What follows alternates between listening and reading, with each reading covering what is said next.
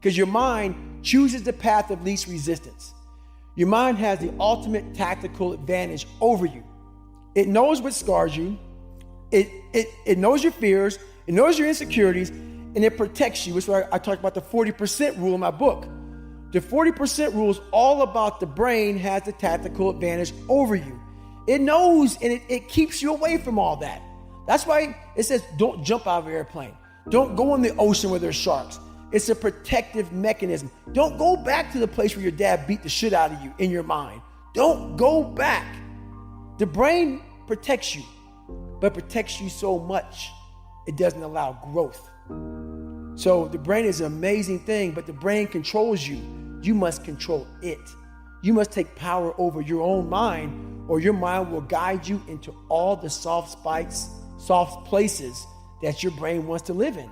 Your brain has enough information. It doesn't want to go through that process of mind hardening. It doesn't want to do that. I gotta remember what time I gotta be here, what time I gotta be there. This is where I want to stay. I'm peaceful. It wants to stay very peaceful and away from scarring. So that's what it is, man. You find yourself when you're not comfortable. When you're not comfortable on a daily basis. And that's how I started to grow. Like I said about the mind, it wants to put you in that nice 72-degree temperature with everything right there. It wants to be in that nice with a little massage therapist. That's where your mind wants to be. Doesn't want to be, and we're going to talk about Hell Week. So it doesn't want to be in Hell Week. In Hell Week, I was in 3 of them. I finished 2 of them in 1 year. Only person to ever do that in SEAL history. There's been people who have gone through a couple of Hell Weeks, but in like 5 years, 6 years, 7 years, 8 years. I was in 3 in 1 year. They say it takes off 3 to 5 years of your life. So Hell Week is 130 hours of continuous training. You might get 2 hours of sleep. And what it does is it's designed to break a man down to the parts where, like I talked about the surface, how I was fixing the surface. If you only fix the surface, you will never get through Hell Week. Because what it does, it starts to bring out these demons. Because even though there's a lot of yelling and stuff like that, there's times where it's very peaceful in a very eerie way. So the first hour of the 130 is breakout. They're shooting guns, it's loud, it's noisy, your mind is in chaos. When your mind's in chaos, you can't think. So you're having fun. Yeah, this is great. Yeah, we're in Hell Week, we're Navy SEALs, or trying to be Navy SEALs, we're badasses. Then what they do, and I don't even think that they understand what they're doing, but I studied the mind. It's perfect. It's psychological warfare. They go from an hour, the first hour when you're going crazy. The second hour of the 130, they put you in the cold water. It's called surf torture. Now they don't call it surf torture because it's a kinder, gentler word. It's called surf acclimation or something like that for a good reason. They put you out there. No one's quit yet. It's only been an hour. Maybe a couple of guys have. And you're in the Pacific Ocean, which is never warm. You're all linked arms. You're sitting there and the waves are crashing over you. I went through winter Hell Weeks, which is cold. The Pacific Ocean is like 50 degrees. It was 49 this particular night in my 3rd Hell Week. And what it does is it makes your mind flip out. We've been doing this now for 3 weeks, being in this water. But for some reason now, the water is colder than it's ever been. It's not. Our minds are fragile. We can process a day. It's hard to process 130 hours. There's no end. There's no end. So the mind starts to ramp up. So you're sitting there, it's quiet, no one's yelling at you, you hear the ocean, shh, shh, and you're freezing. And your mind goes spastic, starts to think, I have another 129 hours. You're not going home, you're getting yelled at, you could be frozen. So you panic, you freak out, and you want to quit.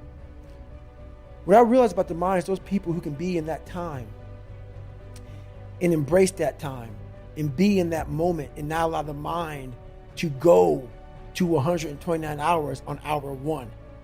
It's the control that we don't have in our minds. It's the control that you had to have for 3 months when you're miserable, when you're suffering, when you're laying on the floor, when you're doing all the disciplines it takes to be a monk. You cannot think about the whole process. it will make you, it will make you so insanely crazy. It's impossible. It's inhumane what I'm about to do to myself. You have to be able to break all these big, humongous, painful things in life down to the smallest molecule, because that's all the brain can handle. The brain can't handle hours and hours and hours of suffering, but it can handle right now, I'm in the Pacific Ocean and it's very cold and this is what I'm doing. Don't think about the rest of it. So that's what I learned from Hell Week. That's what I learned from being in 3 Hell Weeks. That's what I learned from all the military. I went to Ranger School. I went to all these different schools to learn all of that, to learn how the mind processes. So talk about theorists, I talk about practitioners. A theorist is a person who reads a book, doesn't do it, reads a book, learns about something, and then talks about it. A practitioner is myself. A practitioner is a person like me. I wanted to be an expert in the mind, a mental toughness guy, beyond mental toughness. The only way to do that, in my eyes, is to put yourself in hell. Put it in hell repeatedly. Repeatedly put yourself in hell and study how you process it. And that's how I was able to come up with all these different ways, all these different tools to slow the mind down in hell. Because the mind just speeds up. The mind wants to get out of the painful situation, the suffering. It can't process it. So that's what I realized by going through all these different processes of being in Hell Weeks. You know, is just that. I love that, man. How That's the mind amazing. processes in hell. Were you ever scared that you would lose the processing ability to be able to coach yourself through it? Were you ever scared when you were there? I was there's some times where the mind gets overwhelmed and you cannot slow it down. But by these certain tools I developed, by not allowing your mind to get away from the moment. You have to think about the exact moment that you're in. But I saw when I was younger, the moment became too big. When it became too big, I spazzed out and I would quit. But now I don't think about even like an hour from now, I'll be eating. I don't even go there. Because then your mind, no, we must embrace this, because now you have to be a leader in this moment. It's not about you just getting through it. I had 5 guys, and 6 including me, in my boat crew. Now I was the boat crew leader. So now another trick is this: if you don't think about yourself, there's no pain. Which can also lead to pain later on in your life. But in these moments when you're struggling, if you are a true leader and you're worried about your men or women beside you, your mind doesn't care how cold you are anymore. Your mind's only worried about taking care of the men and women beside you. So I started realizing, man, if I take care of these cats to my left and my right in the worst moments, my mind is no longer thinking about, you're miserable, David Goggins, get the hell out of here. You're thinking about, how was John? How was Andy? How was Sam? How was Pete? How are you guys doing? You're not thinking about me. So there's so many things you can do to get outside your own head to then allow your body to just be like, hey, we're just a machine. But you have to let your mind be able to process all these different tactics to do that. Take a different vantage point in life. When you are in the hell, you can't see the beauty of being in it when you're in it. Get on top of that mountaintop in your mind. Get on top of that mountaintop and look down on what you're doing. You can see a whole different world, and that world is beautiful.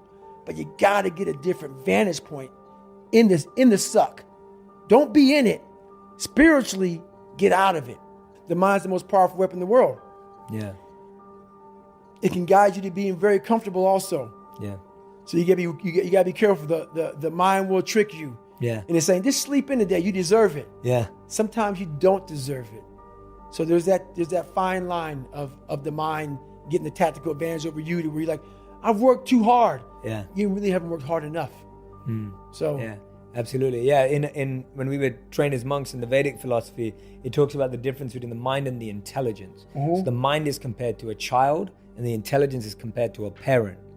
And so when the child goes loose, when the mind goes loose, when it's not trained, controlled, disciplined, self-disciplined, etc., it can have tantrums. It can throw things out the pram, right? It demands more. Like a child always wants to sleep in. Right. Always. Right? Always. Even if the child knows that it's better to wake up to go to school, right, a child doesn't want to. A child doesn't want to study for exams. Right. Because it's hard, it's painful.